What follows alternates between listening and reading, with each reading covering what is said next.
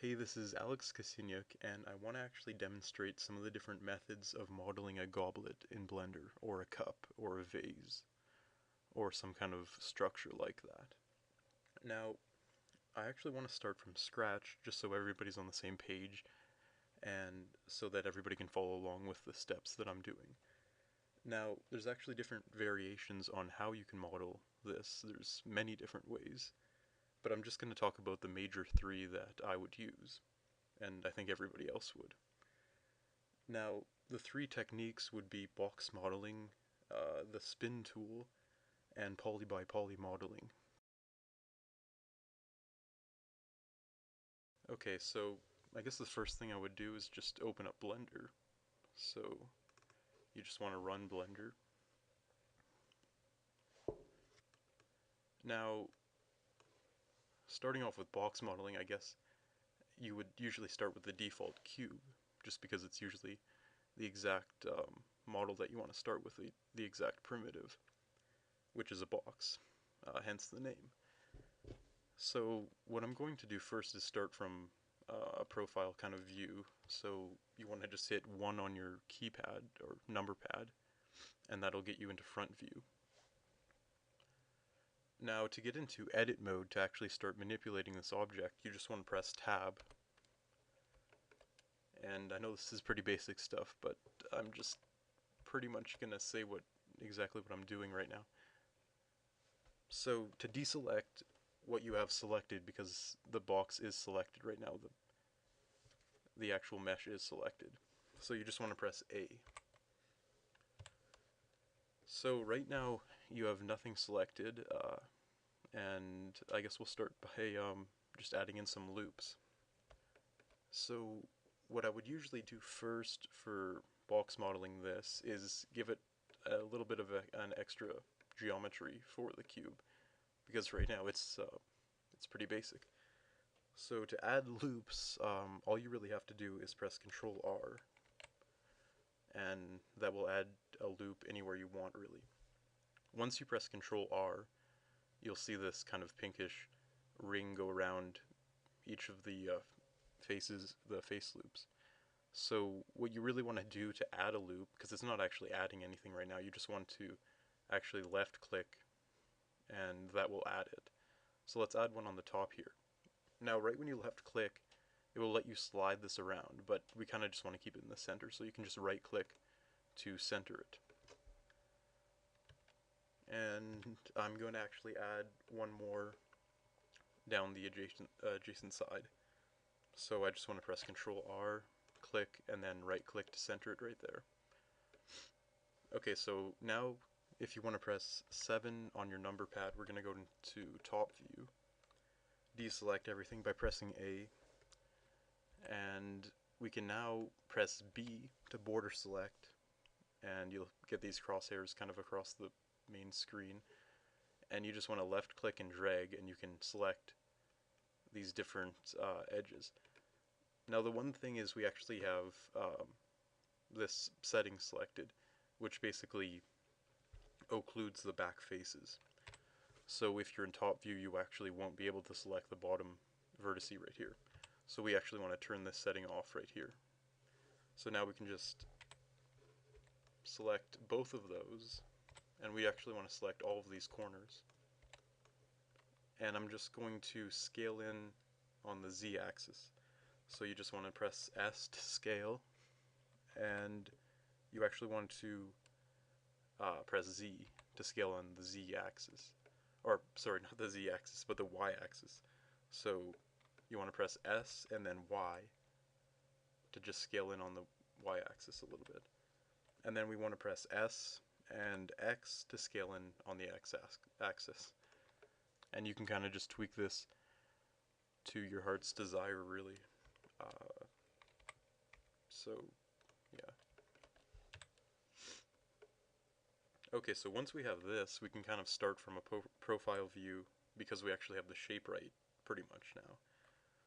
So what we're going to do now is just select everything and scale in the Z direction, just so we can actually bring up the height on this object. So what I usually do is press S and then Z to scale on that direction, or you can just click the middle mouse button and it singles it along a certain axis.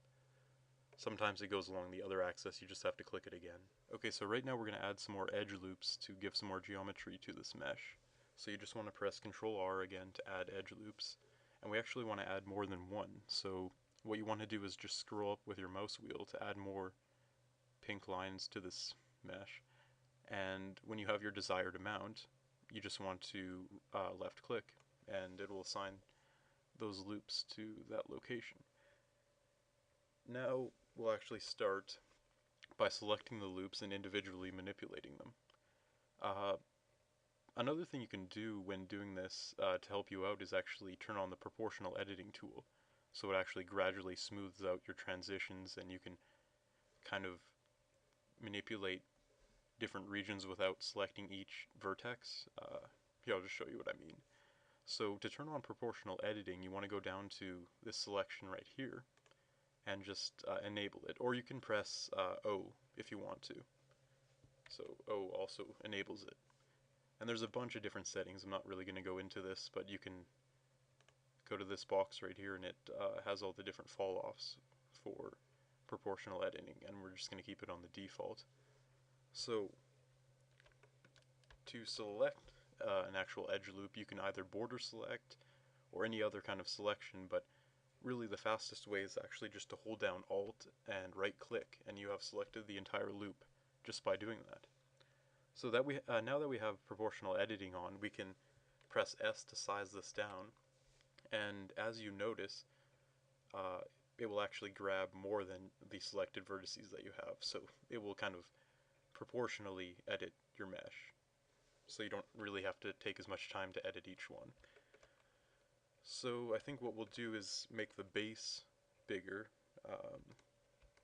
and there's no right or wrong way to actually make a goblet. I mean, there's just tons of different variations and styles, so this isn't, I wouldn't follow this exactly, do whatever you desire really, but I'm just gonna demonstrate this. So I'm grabbing the base, and I just noticed that I actually haven't deleted the faces on each of the end of the mesh. So I guess we could keep these for now, but I'm just gonna delete the top one because we don't really need to have that. So to delete the top face, all you have to do is select the center vertex by right-clicking on it, and you just want to press delete and delete vertex. So now that we have a hollow top, I guess we can keep going. So what I'm going to do to form the base is just bring this, and I'm going to turn off proportional editing for this.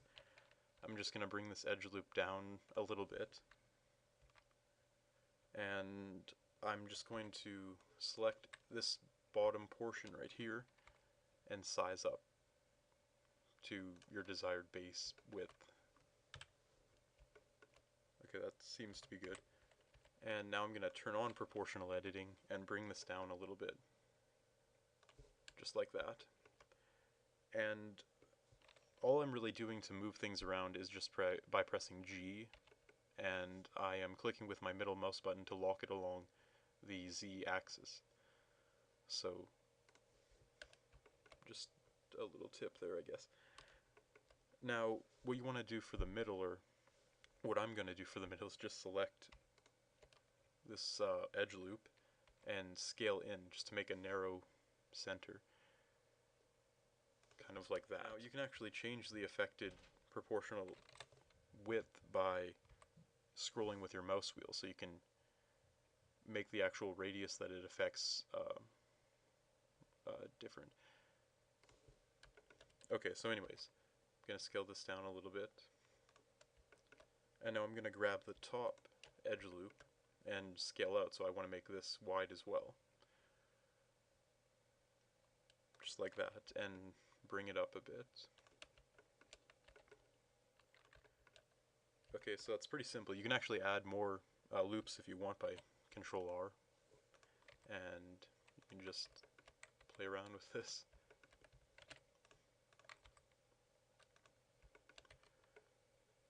So that's a pretty decent result. You can also notice that it's pretty blocky right now, so what we want to do to actually shade this smooth is go into edit mode, select everything by pressing A, press W for the specials menu, and then shade smooth. Okay, so it still looks pretty blocky, but at least it's a smooth transition. Now what you want to actually do to smooth this out, smooth the mesh out really, is by going to the modifiers panel over here. It's this like little wrench right here. So click the add modifiers panel right here, or button, and then go down to, it's in the first column, and you want to go down to subdivision surface, and that will just subdivide the mesh in a smooth kind of transition. And it still is a little bit weird looking, so we probably want to put this up to 2. And you might want to actually add more edge loops to, because it's a little bit too smooth right now. So what I would usually do is just add some edge loops on the major creases, the major edges of the mesh. So you just want to press Control R and fill in these. The base definitely needs a lot of edge loops, so it has a really sharp crease.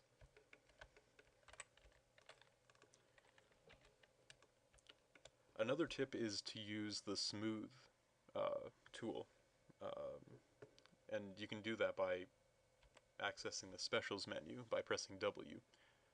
It's just under the specials menu, it's smooth, right under flip normals. So you can just press that, and it will actually smooth out what you have selected, so it'll transition into a nice smooth kind of form.